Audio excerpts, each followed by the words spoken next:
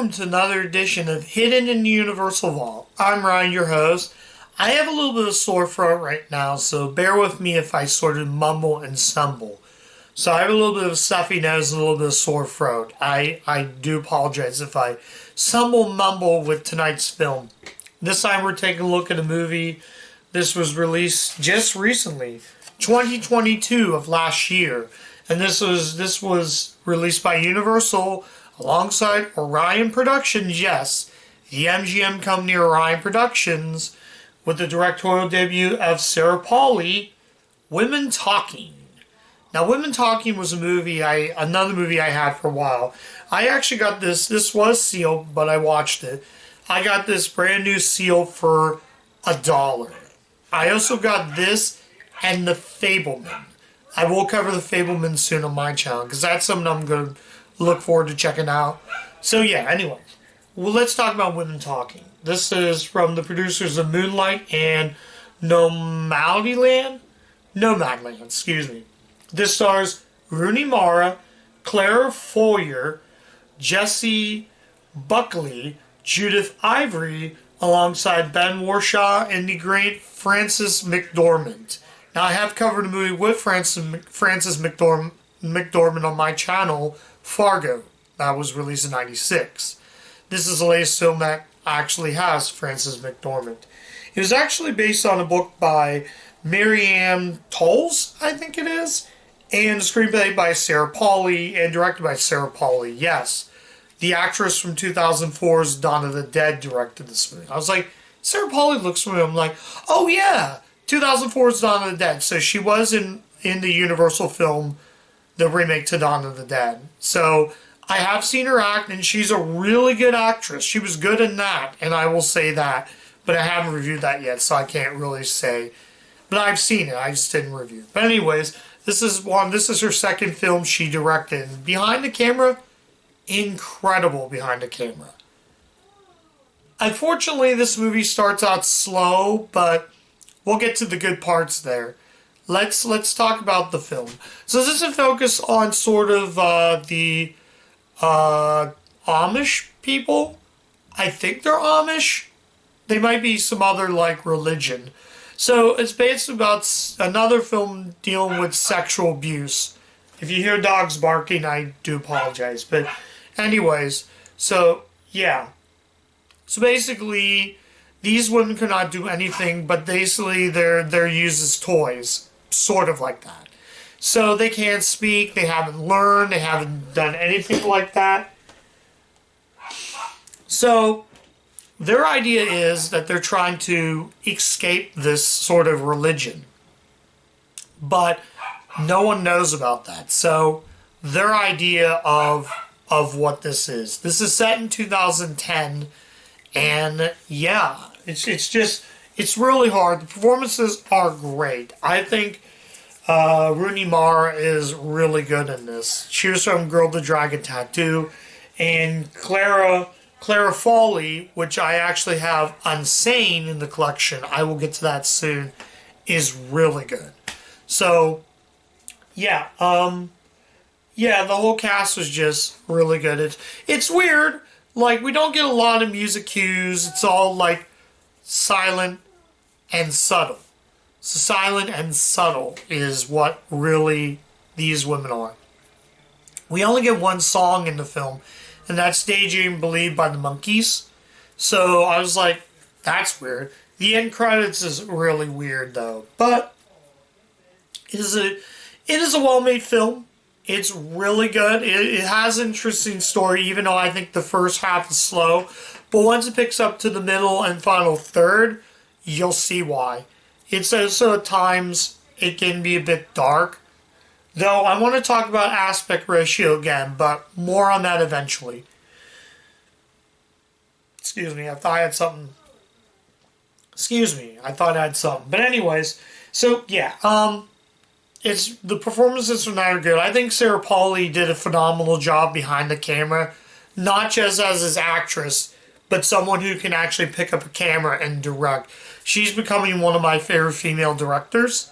So, really, really well made story. This is actually based on true events. I don't know. But yeah, it's clearly it's good. When I say this movie's great, no, I feel like at moments it can kind of be a very boring, slow picture.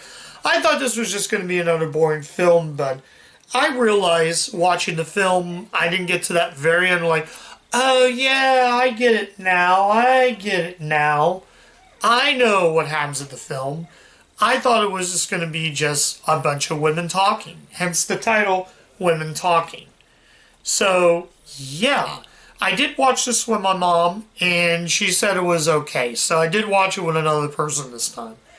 But yeah, let's get over a couple of the negatives. Like I said, it's a very hard subject. Not everybody will figure the dark mode. But then again, I've covered 5 dark movies on my channel. It's not for everyone.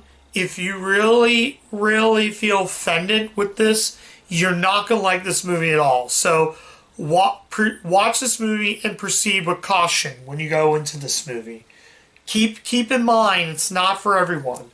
But the biggest downside, again, this is my big problem with studios making aspect ratios. And I'll put that right here. Yeah, and now we have another one. This is anamorphic widescreen, 2.76 by 1. That's how it is. I used to think it was 2.76 ... but it's 276 by 1. Can we please just stop shrinking the screen extremely tiny? It is very irritating. I'm tired of these whole movies that are like, we gotta have it like 200 by 1. When I review Book of Henry, I complain about the ratio, but come on, that's freaking small.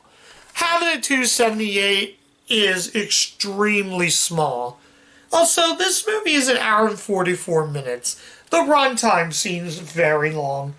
When I'm interested in a movie, I want runtime to be a little bit shorter, and I don't want the movie to be too short, but having an hour and 44 minutes makes the movie sort of boring at times. Can we again, stop movie studios. Stop changing the ratio when you make a movie. If something's 235, leave it 235. If something's 240, leave it 240. If you're going to do that, just make it 185 or make it full screen. That always sort of bugs me. But I digress. That's my only complaint. The movie's a little too long, and the ratio is way too tiny. I mean, really tight to the point of moments I had to squint my eyes to see what was going on. So, studios, that's Universal, Fox, any other studio, please stop shrinking the screen down with the ratio. It bugs me. It's a big pet peeve of mine. Just stop. That's all I'm saying. Stop. And keep the format. Keep it 235 or keep it 240 or release the movie in full screen. I don't care. But they don't do full screen movies anymore. So, well, that's your little rant today. So anyways, let's go ahead and take a look at the artwork.